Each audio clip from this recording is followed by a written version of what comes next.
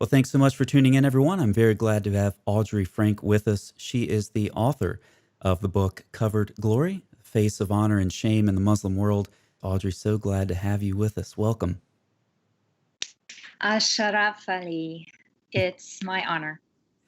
Many of our listeners are going to know intuitively that you need to be vague on some details, but could you tell us a bit more about yourself, your ministry, and just anything else you want to share to introduce yourself to the listeners? Thank you. I'm a tabiba. I work on cleft palate teams, and for over 20 years, I've been living and working among Muslims around the world. My work has primarily been with Sunni Muslims. I have worked extensively in Africa, and some work also has extended to other parts of the world. All right. So, what about your present work? You're obviously an author. Your book was published, I believe, in 2019. What led you to write a book? Well, I learned from my Muslim friends how to see the world through the lenses of honor and shame. This impacted my personal understanding of my own journey with God, as well as how my friends approach Him and seek salvation.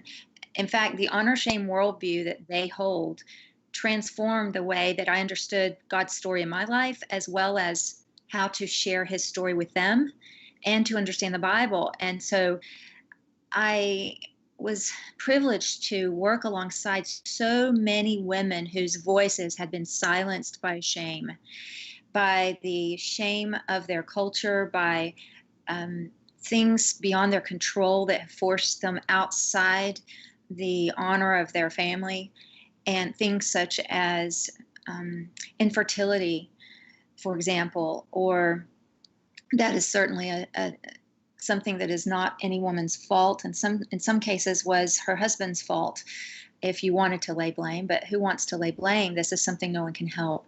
And I began to be stirred by the Lord to share these stories and give voice to them, to demonstrate not just to my friends in the Muslim world, but also to my friends in the Western church, that our God is not only a God who forgives our sin, but He is a God who gives us honor instead of shame. He abolished shame on the cross. And that was a message that resonated so deeply with the Muslim women I have lived alongside that I had to share their stories. Many of them who I share their stories in the book, they no longer they do not have a voice. They would never get to tell their story. A few of them, I'm not even sure where they are in the world right now, and some of them may not even be living anymore, because sometimes we lose touch with those who are in these desperate situations, and we don't know how much time we have with each other. It's so crucial that the time we have, we use it wisely to share the truth that we have a God of instead who gives honor instead of shame. So that was my inspiration. I was teaching here in the United States about the honor shame worldview, and I God was speaking to my heart about this book, and I prayed with a colleague that God would confirm to me that it was His will for me to write this book. And the next day, I was lecturing in Chicago, and a young woman had come that day, and she was from Afghanistan, and she approached me afterwards, and tears were just falling, and she said to me in a very hushed voice, "Thank you. No one has ever explained my worldview to me before. Are you going to write a book? Please write a book." And I learned that she had just become a secret believer about 3 months before. And her story is an incredible story. I tell it in the book. But she's she was my confirmation, and then there were many, many more after that. Does that story illustrate the intended audience of your book? Because it's certainly written to educate Westerners on honor shame, but there are so many stories and helpful bits of theology that you have in there that will speak to women like her. So it seems like you have two audiences in mind, namely the Western audience that you're trying to educate, as well as the women actually still in those circumstances where you are sort of their voice through the words of your book. Yes, I do definitely. I'm glad that you can perceive that because first and foremost, I wanted to write a book that would be a tool that I wish I'd had when I first began living and working amongst Muslims. I did not understand their worldview. And I did not even begin to understand the honor shame worldview until 2003 when a friend gave me Roland Mueller's book, Honor and Shame Unlocking the Door. Now later, Roland became my mentor, and he mentored me through the process of writing Cover Glory, much to my delight. But that was the first I learned about it and began trying to apply that tiny bit of knowledge to my life there. I found that the true stories that God writes, have incredible power to meet people where they are, no matter who they are. And when I wrote this book, I had very specific friends from the Muslim world in my mind's eye, particularly the ones whose stories I shared. It was a sacred trust to me to tell their stories with authenticity, with integrity, and with sensitivity. But I also had in my mind some very specific friends of mine who are in the church, in the body of Christ, who want so much to build friendships and reach their Muslim friends, but they don't know even where to begin. So I just asked the Lord along the way, please make this readable and approachable for both of those friends, both of those types of readers. Yeah, I appreciate that you mentioned telling their stories with authenticity. I was looking through reviews of your book on Amazon, and I saw a review. I don't know if it's the real Tom Doyle, but there's a review from Tom Doyle posted there where he gave it 5 stars. And he has some similar stories, of course, particularly about visions that Muslims are having of Christ in his book about Jesus awakening a Muslim world. And there are a lot of similar stories from his personal experience or from others. And a lot of people tend to discount those. So I'm very glad you included that detail about the authenticity of the stories that you tell and your commitment to telling them accurately. Speaking of the reviews on Amazon, a lot of them were from the US. And so one advantage of reaching out through other platforms like this is that we easily get to an international audience, a lot of listeners in the UK and India, as well as others in places that I couldn't go without a lot of opposition. So it's excellent, and that we have this opportunity to get your book out to such a large audience. So let's begin with honor and shame. I think you define honor as something like unquestioned value, but I'd like to start with shame first, which you describe in part as a feeling of agonizing loneliness or a state of not belonging. So, if you want to elaborate on the definition of shame, that's perfectly fine. But please, while you're doing so, introduce us to this honor shame worldview, which is so foreign to many of us here in the West.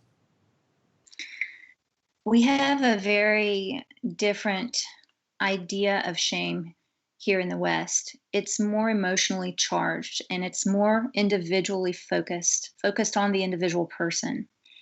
So, in my observation, the biggest difference between shame as it is perceived and experienced in the US, for example, um, and how it is perceived and experienced, let's say, in Saudi Arabia, for example, is over there in the Islamic world, the majority, we call them the Muslim majority world nations, they experience shame as a position. It is actually a position in the society to which you belong or into the group to which you belong. And it does happen to us to that extent here in the United States, but we get shame and guilt mixed up. I think it's important to take a minute to talk about, to clarify shame so that we can understand honor. Shame says, I am bad. Guilt says, I did something bad. And often when we do something wrong, it leads to feelings of shame and beliefs about our inherent value and identity. But there is a difference. Guilt says, I did something wrong. It points directly to a behavior. But shame, on the other hand, points to what we believe intrinsically about ourselves. I am wrong. There is no hope for me. I am a hopeless case. I am not enough. I am bad. And we can believe that for many, many different reasons. And that's a universal experience of shame. However, in the Muslim world, um, shame is very much according to how you behave. And if you do not follow the prescribed rules of the culture, then that places you in a position outside the group, your family, your community, your nation. A great example is the Boston bomber. Um, the bombers, there were two of them actually, that happened several years back. There was an article written in the Washington Post quoting the uncle of the younger brother who was involved in that bombing. And he said, "He has brought a shame to our family, to our community, to our entire nation." And that's what the uncle said. Whereas a young man who was involved in a school shooting in Texas a few years back around the same time, his family went to court and made an announcement, made a statement through their lawyer that parents are not responsible for the behavior of their children. Mhm. And when you look at these two situations, if that shooting had happened in an honor shame culture, that young man would have brought shame to his family, his community, his nation. But because we're an individualist society, we focus more on the rights of the individual, not on how it impacts the group we belong to. We've become very fragmented, and individualism can be a gift and a strength until it's not, until it overlooks the group. And I think we're seeing the groanings of that in our Western society right now, especially in the United States. We see groups saying, "Show us that we have value. Um, Pay attention to me. I matter. I'm worth it."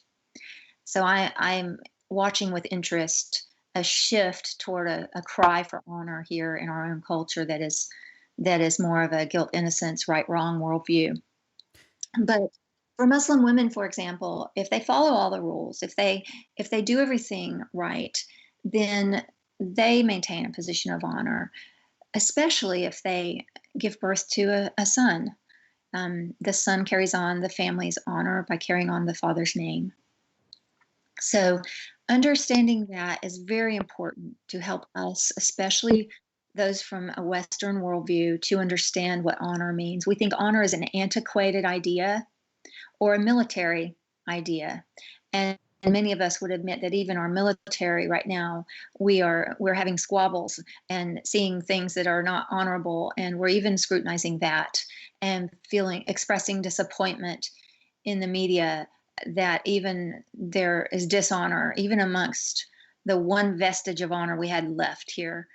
Um, so, So thinking about honor and dishonor in the illustration of the Boston bomber and how you can shift from one to the other, you describe the shift in your book, the shift from honor to shame. And this can happen in the case of a woman, perhaps some that you've been acquainted with. This can happen because of things within their control, because of perhaps something they do, or even things beyond their control. Could you give us an example of each? yes, so things that are not in their control, things that are in their control. And what was the third one? Oh, well, it was just 2 examples of the same thing. So I Yeah. think you may have alluded to one that was beyond their control earlier, fertility or perhaps giving birth to a child with some sort of a deformity. Course. Well, one that would be in their control would be a girl talking to a boy Mm, on the bus. For example, let's say a girl in Afghanistan who is is required to stay separate from them and separate from boys, and she talks to a boy on the way home from school. And when she gets home, she has dishonored her family. Her father has already heard about it, and she is punished, disciplined, maybe put in her room, maybe isolated from others, in some cases even killed. And I want to make a point here that's really important. The the struggle for honor in the Muslim world is at the heart a struggle for salvation. In the same way that in the West, the struggle for justice, for right, for innocence is a struggle for salvation at the heart of the human struggle. And this includes men and women. Although women in the Muslim world are the honor burden bearers, we don't want to elevate women so high that we forget about the men. They are always preoccupied with preserving honor. And in many cases, generally speaking, in many Muslim majority cultures, in the beginning of life, from the ages of birth to maybe 11 or 12 years old, women, mothers, are largely responsible for teaching honor, what is honorable, how to follow the rules. But then at about that adolescent age, the men take over and become the honor guards. And now it is their job to guard the honor of their daughters, of their wives, and their sisters. And so that's a tremendous burden to carry. I never want to give a one sided view that I'm just a spiritualized feminist enraged about the injustice toward Muslim women.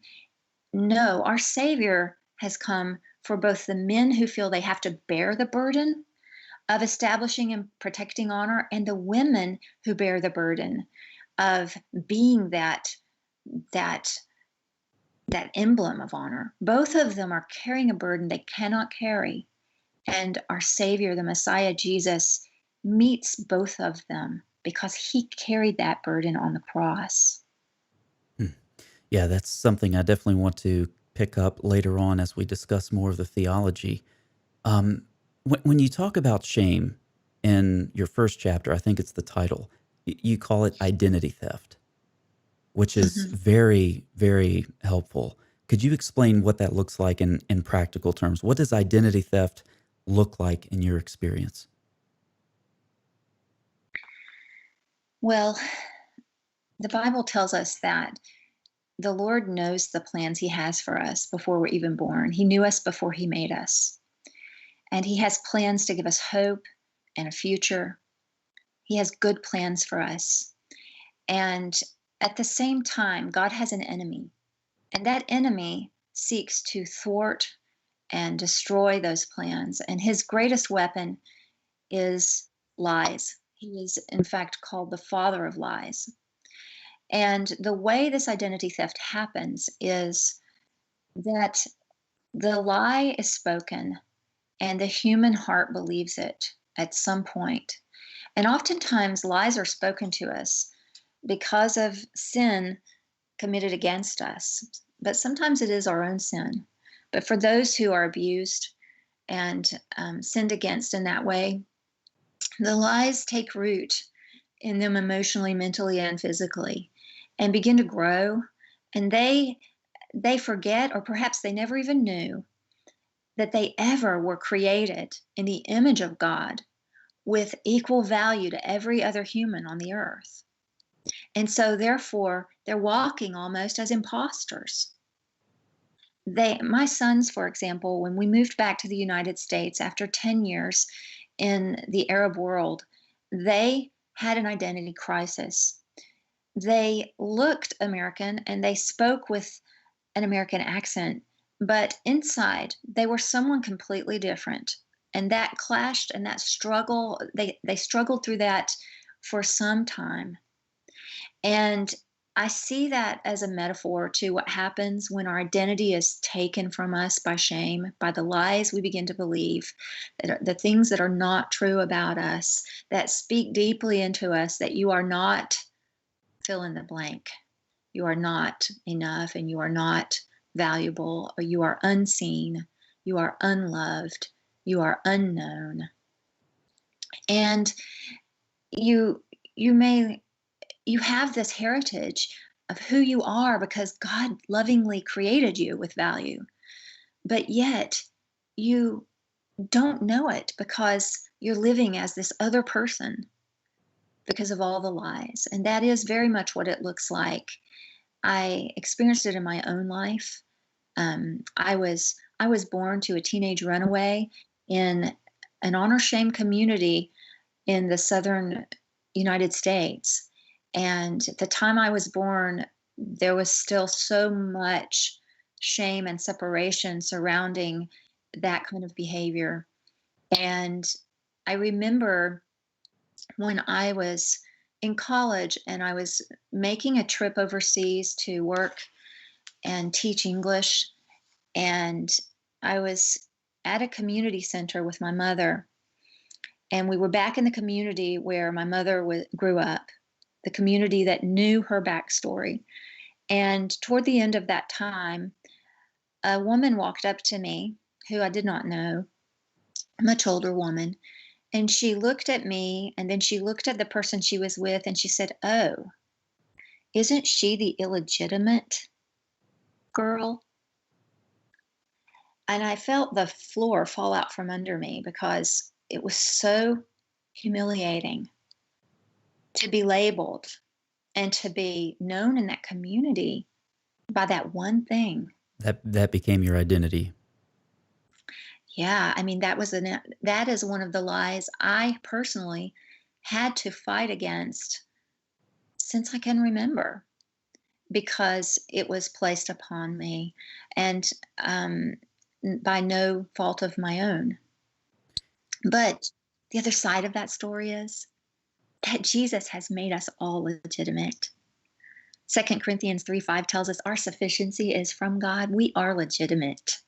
We are part of his family. We are insiders, honored, never in an outsider, shamed position again. And nothing can snatch us out of his hand. So that is where the gospel liberates the shamed and tells them what their real identity is. Shame is really the opposite of what you just quoted. On verse 34, you say, "Shame drew man and woman out of sacred fellowship," and here's the key word, identification with God. So shame wants you to pull the other way from the Mhm. way Scripture wants to pull you. That's very interesting. And going back to Genesis, to the Garden of Eden and original sin, this is really where shame made its debut. And so you see, first of all, you see God created man and woman, and they walked in complete identification with God, in complete harmony. They were holy. They couldn't have walked with God and talked with him every day if they had not been sinless and holy. They were holy. They were united with God in relationship, and it was harmonious. However, the minute they believed the lie, and the lie was really about their identity and about God, he can't be trusted. He's not who he says he is, because every lie that comes to us, before every lie that introduces shame, it attacks not just our identity but God's identity. It's a dual focused lie. It attacks God's identity and what we believe is true about him, and it tells us it's not really true. He can't be trusted. He doesn't want you to eat this fruit because then you'll be like him. He's holding something back from you. He's not open with you. Then it attacks our identity. You could be something different. You don't be satisfied with what you are right now. You need more. You're not enough. There's more. And when Adam and Eve believed that lie, there were three basic emotional responses to their sin. And one of them was shame. They went into hiding. They went into hiding. Number one, they were guilty. They had done something wrong. But number two, the emotional response of shame, which caused them to hide from God for the first time in the history of humanity, a short history. And then they were afraid. The third emotional response, what were they afraid of? Well, they were afraid of God because they knew they were guilty. Why were they ashamed? Because they knew they were guilty. It all goes back to the sin. Sin bore shame and fear. In your book, you describe some symptoms of shame. If we were to ask what some of the women in your experience who have been shamed, what do they feel? It sounds like you're describing the situation of Adam and Eve after the fall. I mean, one of the symptoms of shame that you give in your book is no relationship. And certainly that relationship with God was broken. You also describe not belonging and just a general sense of loneliness. It doesn't sound like a good place to be. No, it is not. And it even after God speaks to Adam and Eve about their sin, he casts them out. And just to think about those three words for a moment and how it must have broken God's heart. It was at that very moment that the whole history of humanity tilted on its axis, and Jesus was running to rescue them because God knew that through man's efforts, he never would be able to restore that relationship because he could never make himself holy again. Holy enough to walk with God? Mustahil is what we say in Arabic. Impossible. How do people in a modern honor shame culture cope with shame? What are the coping strategies that they use? Well, I have observed some what I call stages of shame management, really. And these stages, um, again, we said earlier that the struggle for honor is at its heart a struggle for salvation. And to help us understand some of the extreme examples of this pursuit you're asking about, such as honor killings, um, it's important to understand how shame is managed in an honor shame worldview. And the first one is just covering the shame. And well, actually, I think even before that is avoidance, just avoiding it altogether. If you can avoid it, do so. And one example that I gave in the book was a friend of mine told me the story of a business colleague who had come into an inheritance, and he was a Muslim friend. He had come into a great inheritance, and he came to this Western friend and said, "Will you help me come up with a business plan? I want to invest it wisely." And so they spent a very long time creating this business plan, and they reached the point where he had made a decision. He was going to open a butcher in that area because many of the expats there wanted particular cuts of meat and they couldn't get them from the local butcher. So he was going to cater to that little niche, and it was going to be lucrative for him. So the Westerner thought they had a plan. He met with him one last time before he went on vacation, and the agreement was when he got back, they would go and look at rental properties and get the ball rolling. Well, when he returned, his friend met him for coffee and said, "I bought an olive grove."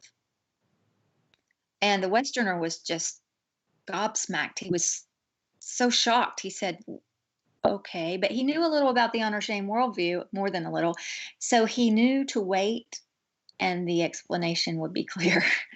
And his Muslim friend said, if the olive crop fails, then everyone's crops will fail.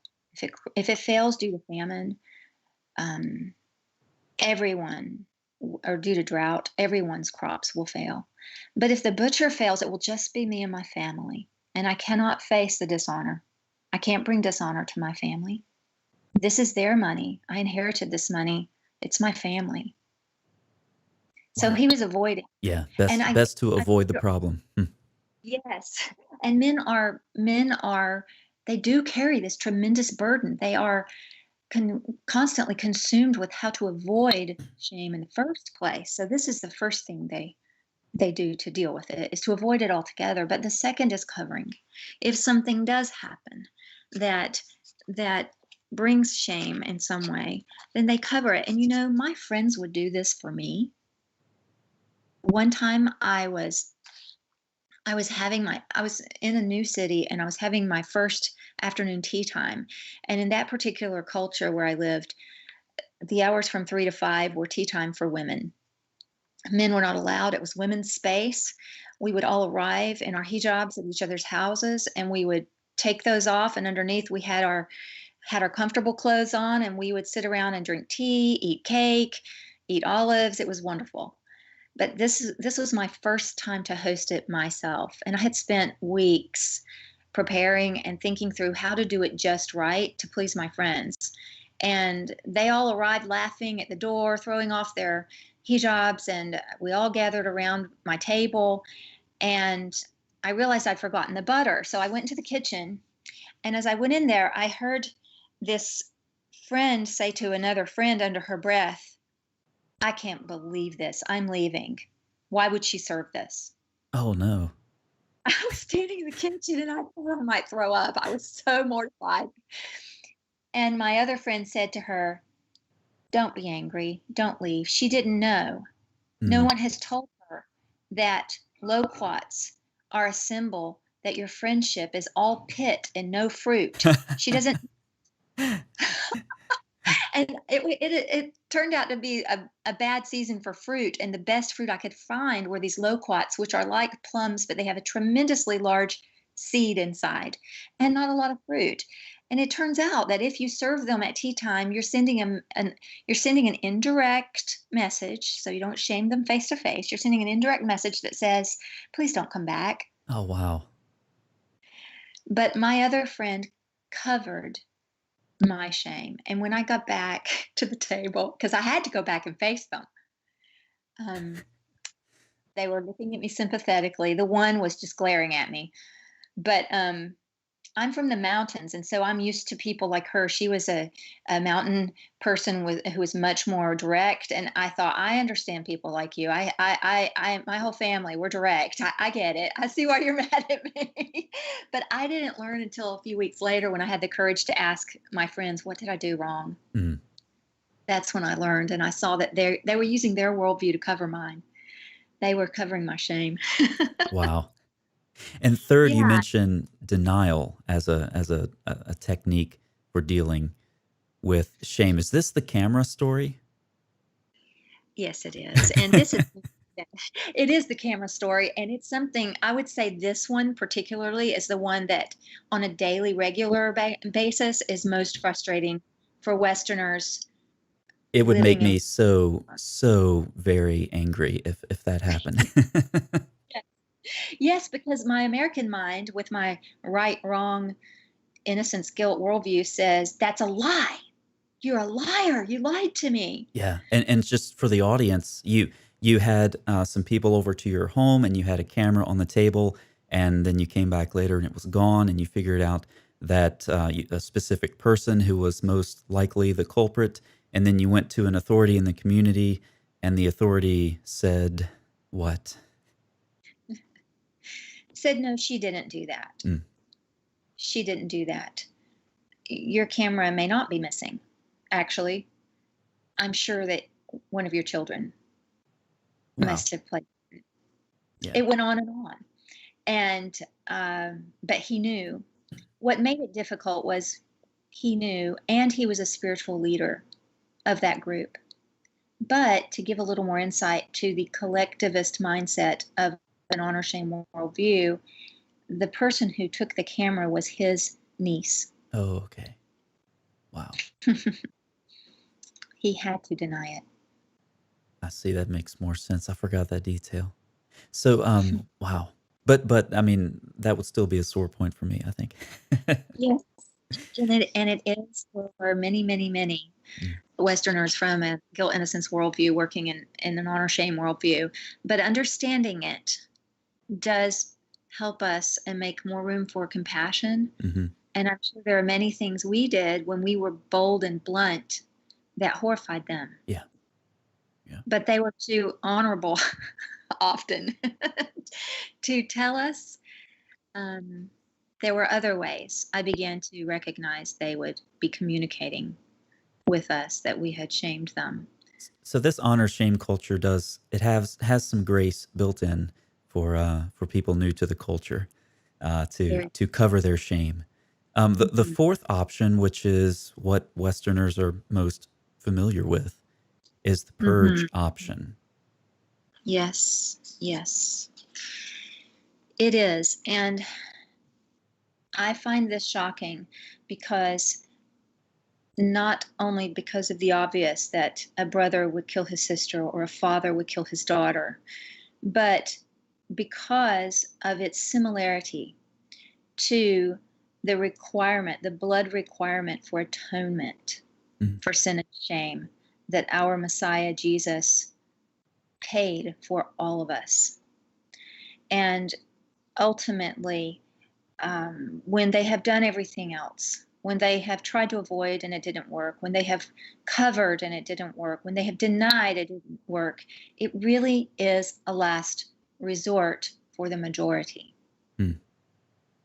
And we're going to transition into our discussion of honor with this next question. But is this something like an honor killing? Is that a negative or a positive act in their view? In other words, is that an elimination of that which shamed the community, or is that a positive action that's taken to restore the honor of the community? Does that make sense? It does make sense. It's not quite that black and white or polarized as negative and positive. Hmm. It's actually both.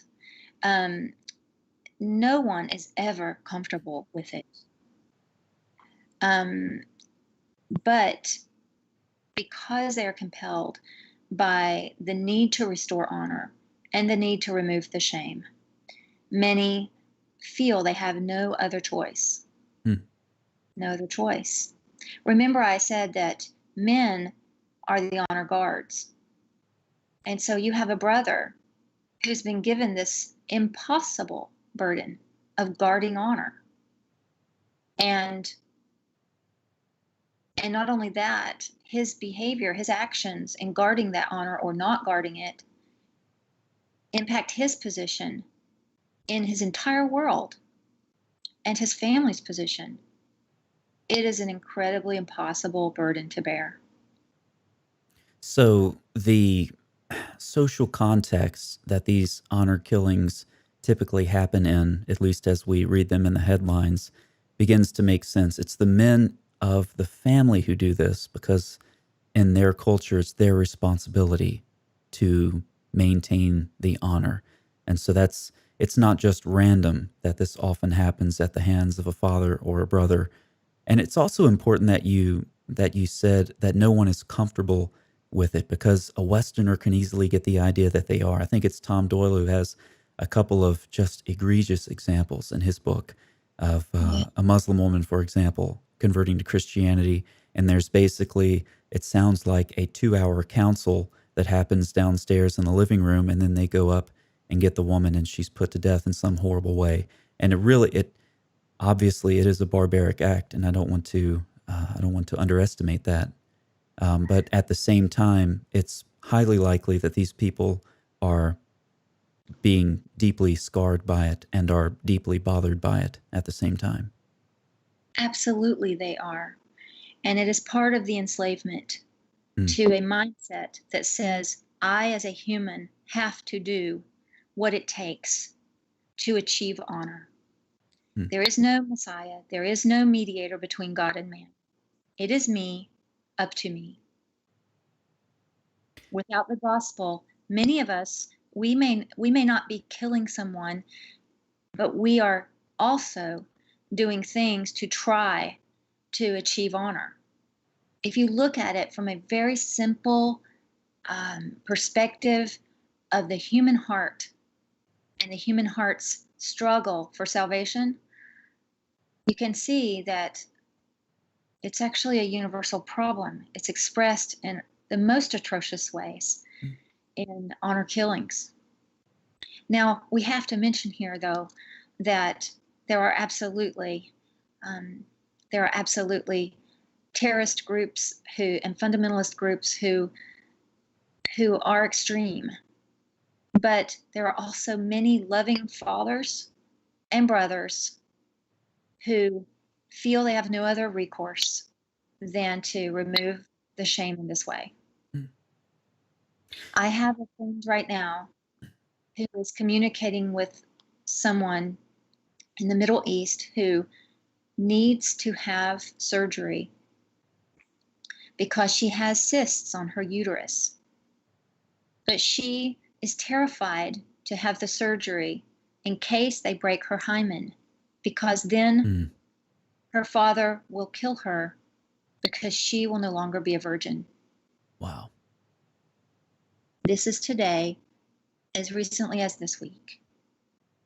So this goes into my next question. In your book, you talk about two types of honor. You have ascribed honor and achieved honor, and they're fairly intuitive. Ascribed honor would be something like the honor that you get because of you're born into a noble family, and then achieved honor would be things that you do to gain honor.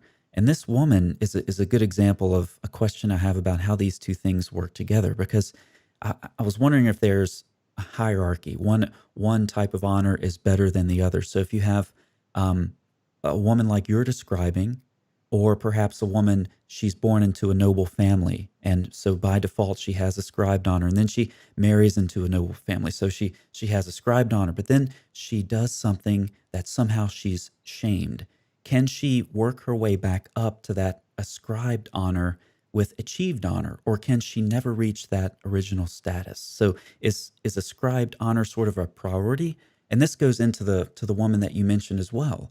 If she lost that honor because of her surgery, is there anything she could do to regain it? To, in other words, reverse that shift from honor to shame?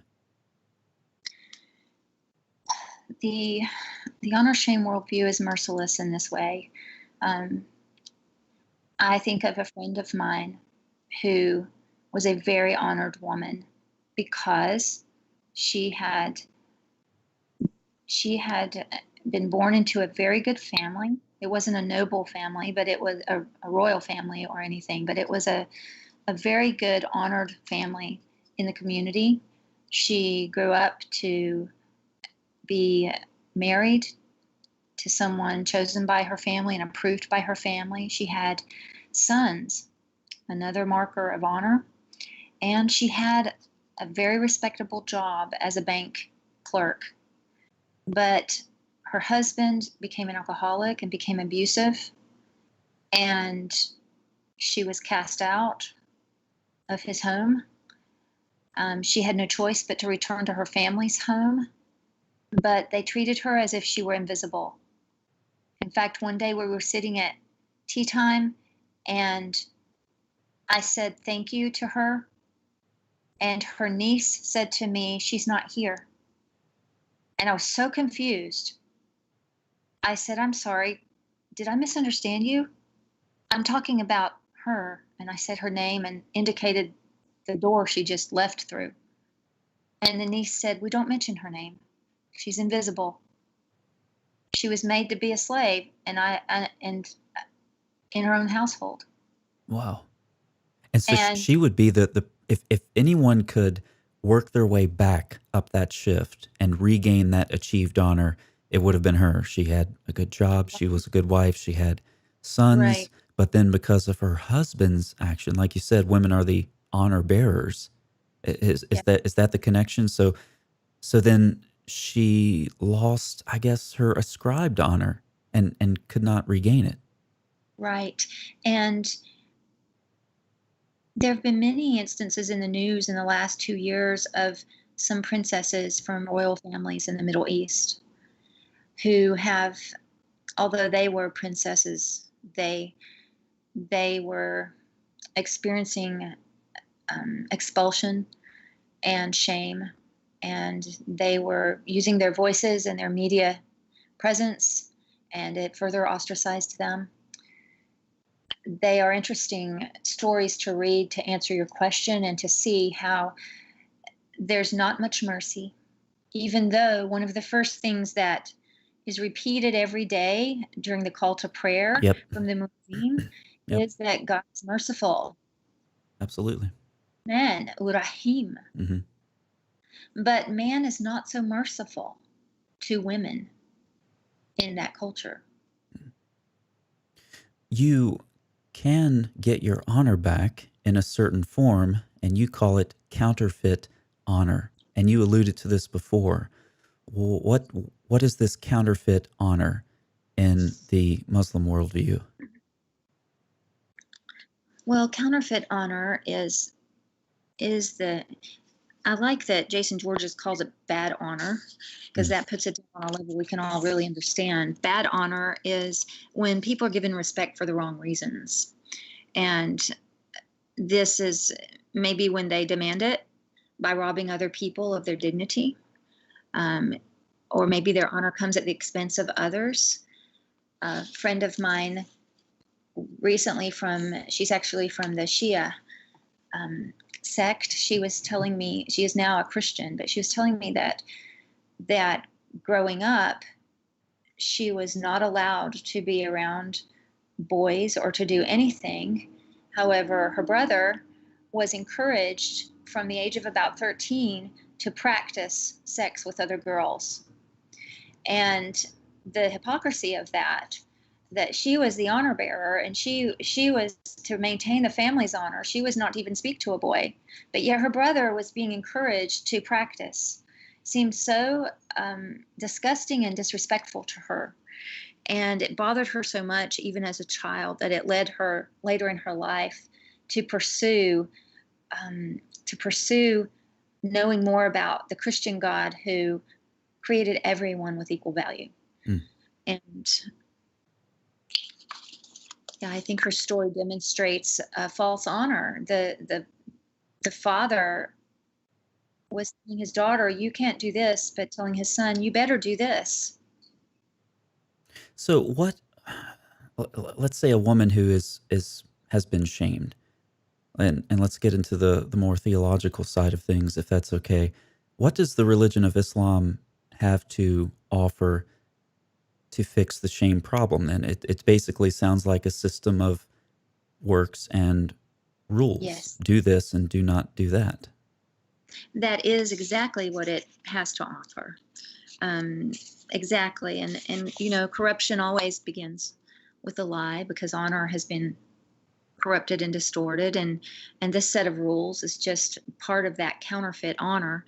And women, they bear the burden of accomplishing their own honor, and they and their own salvation, and they don't even have a guarantee of success of that. For example, if they pray 5 times a day in their entire adult life, they give alms to the poor, they give birth to sons, they fast during Ramadan, they make the Hajj to the city of Mecca, or any of these things, they're still not sure of God's forgiveness. So really, it offers a system and a set of rules, but there's still no guarantee. There is still no guarantee. Yeah, that's something you describe in your book. And this, if this question's too polemical, we can skip it. But it came to mind. I get asked this question a lot. I see it a lot, and I have no idea what the answer is. But basically, what's in Islam for women? I mean, you even describe in your book, on the prospect of heaven, um, is just a long shot for a woman. It's doubtful they'll make it, and of course, the same is true for men too. But it seems to be to a much lesser extent, and we could talk about all the hadith and and why this theology exists in the Muslim world. But just generally, with the Muslim women that you've worked with, what do they find good about the religion? What's enticing about it? The hope, the hope and the effort of continual self improvement by following these rules. Mm. The hope that they can't, it's the same thing that drives all of us. It's the thing that drives people to go on a diet. The hope that they're going to emerge this beautiful person. The hope that I am going to be pleasing and acceptable to God. That is one thing that drives them. But the other is there's much beauty in the family focus within the Muslim world.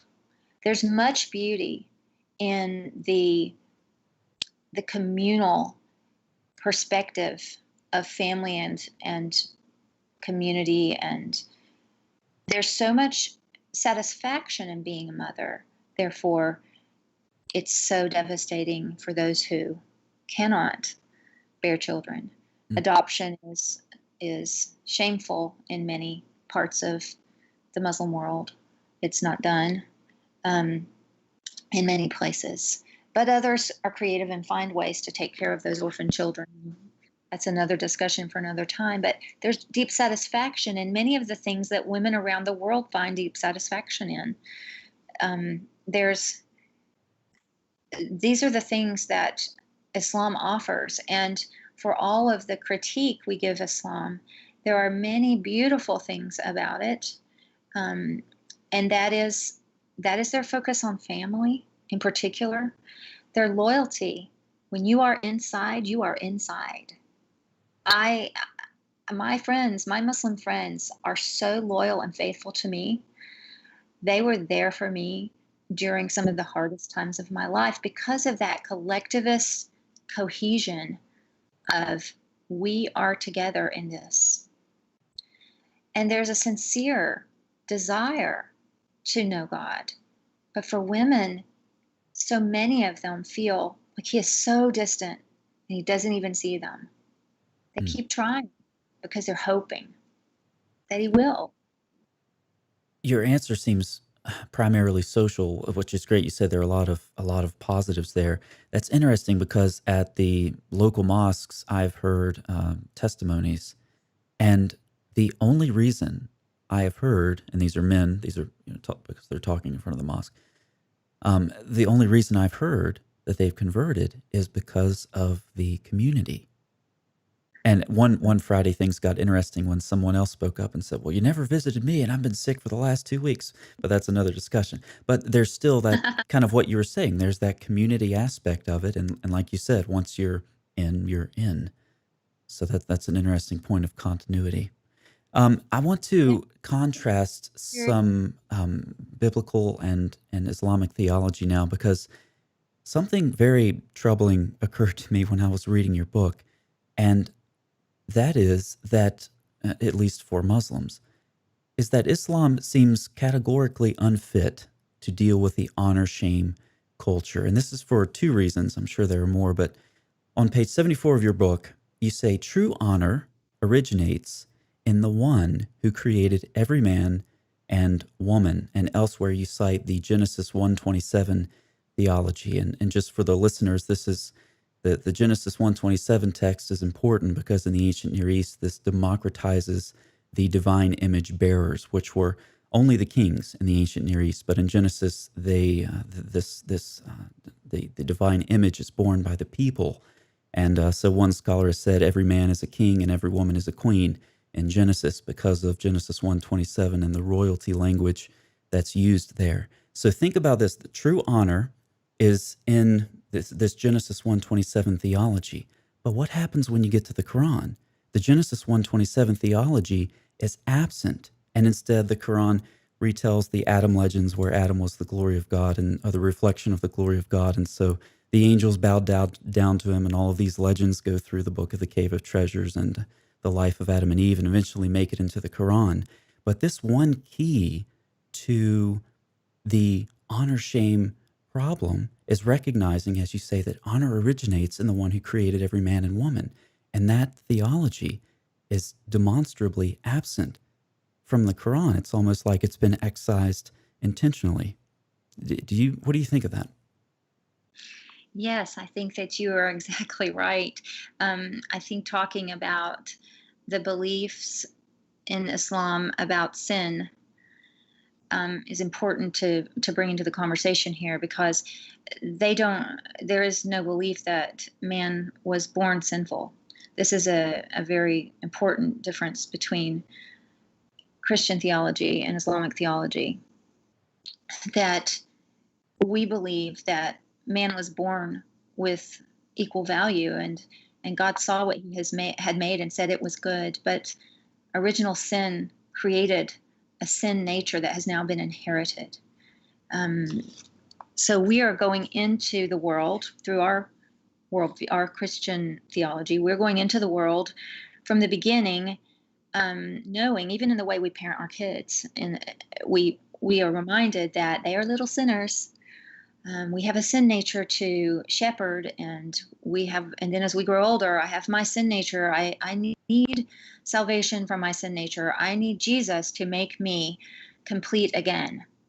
But for a Muslim, when they are born good, and the pursuit is not to overcome the sinfulness, but the pursuit is to protect the goodness by doing things. Yeah, my second example, ironically, is you say the struggle in honor shame cultures to restore honor is, at its heart, the age old struggle against sin. And this is a big topic. I haven't produced any videos on it yet, but the big picture here, when we compare the Quran and Bible, is that Patricia Crone and John Reeves are two scholars who have shown the dependence in at least four places, possibly five, in the Quran on the Enochic traditions. And what the Enochic traditions do is shift either part or most or all of the blame on evil in the world to the problem of the sin of the angels. This is reflected in the Quran in Surah 2, 102, for example, where God authorizes these angels to go and teach humans magic. And so the Enochic traditions, and they also include their genealogies as well, this is a device to blame sin on angels. And so when you look at the Quran, it's drawing from these Enochic traditions. And then you say, okay, well, let's back up and look at the hamartiology of the Quran of Islam in general. Let's look at the doctrine of sin.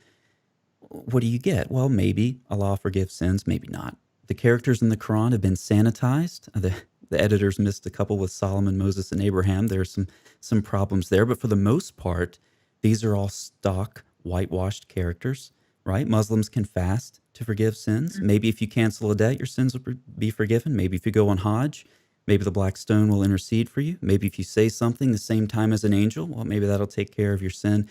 And so it's just a cacophony of confused and confusing attempts because Islam is drawing off, at least in some sense, it's Christianity and Judaism, but it's bringing in this Second Temple literature as well, which greatly confuses the idea of the doctrine of sin. And so, if what you're saying is correct, and I believe it is, that the struggle in honor shame cultures to restore honor is at its heart the age old struggle against sin, you're looking at Islam, a religion which is demonstrably confused on the doctrine of sin. And so, it can never solve the honor shame problem. Yes. And see, within the Islamic worldview, there's no cost to God to forgive us. It's arbitrary. Yes, If he yes, wants to, right. he can. If not, why not? It only does you good. You'll feel better about yourself. Hmm. But there's no cost to him for your sin. This difference needs to be discussed more and more and more with our Muslim friends because it is when we identify our differences, these inherent differences, that we can really engage in a gospel discussion. Not when we Absolutely. talk about how we are the same. There's so much humanism sneaking in, even to our methodology as Christians. Let's be friends. Yes, we have an we are part of the Abrahamic tradition. I just listened to an incredible lecture recently on the Islamic research lectures with Global Initiative, making the case that Islam is not Abrahamic. Mm.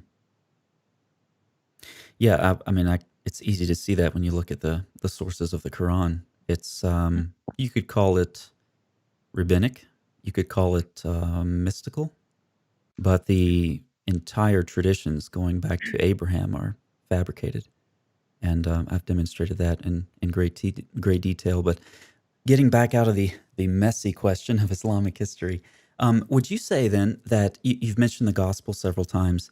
Does Jesus offer ascribed and achieved honor in your view? Mm. Yes, he does. Okay. He offers both. First of all, Jesus' genealogy is impeccable. This is very important to my Muslim friends. I've had I myself have had this experience, and my colleagues and friends have had the same experience. When Muslim friends discovered Jesus' genealogy, they were gleeful, delighted to see it, because first and foremost, it shows that there is an ascribed honor. And when we become part of God's family, we become part of that family of ascribed honor. And the achieved honor, we he does offer achieved honor. He achieved everything for us by giving his life, shedding his blood on the cross, and raising again from the dead. He defeated all those things. A price must be paid, and Muslims know this. Even even those of us in the West, those who are not followers of Christ, know in their hearts justice must be paid. There is a cost, and Jesus paid it. So he achieved honor instead of shame. He achieved forgiveness. He is the great coverer. He has already covered our sins. He has already purged our shame. And so, a woman who is in one of the shamed circumstances that you described, then a good verse that you use as sort of a paradigm is Luke 8:48, where Jesus calls the woman daughter. And recalling our conversation about identity theft, you describe how this was a restoration of the woman's identity, and her what was restored was her relationship with the Heavenly Father. So there's a way that Muslim women can regain their ascribed honor on this earth, and that's by recognizing the relationship with God given to them by the atoning work of Christ. That's exactly right. The cross is the culmination of our honor. The cross is the culmination of justice. Audrey, as we wrap up the conversation, there may be some Muslim women listening who identify with some of the things you said, but maybe, maybe they can get your book, or maybe they're in a more difficult situation and they can't. And maybe this is the last time that they'll hear your voice. So what encouragement would you have for them? I would like to say to you that if you feel your relationship with God is broken, that you can never repair it, that shame has separated you from God, or maybe no matter how hard you try, it just doesn't feel peaceful in your heart to think that you can't be guaranteed salvation, can't be guaranteed heaven. If you feel this way, Jesus has come to remove your shame and forgive your sin. He has come to encourage you. He does see you. You are loved. You are seen. You are known.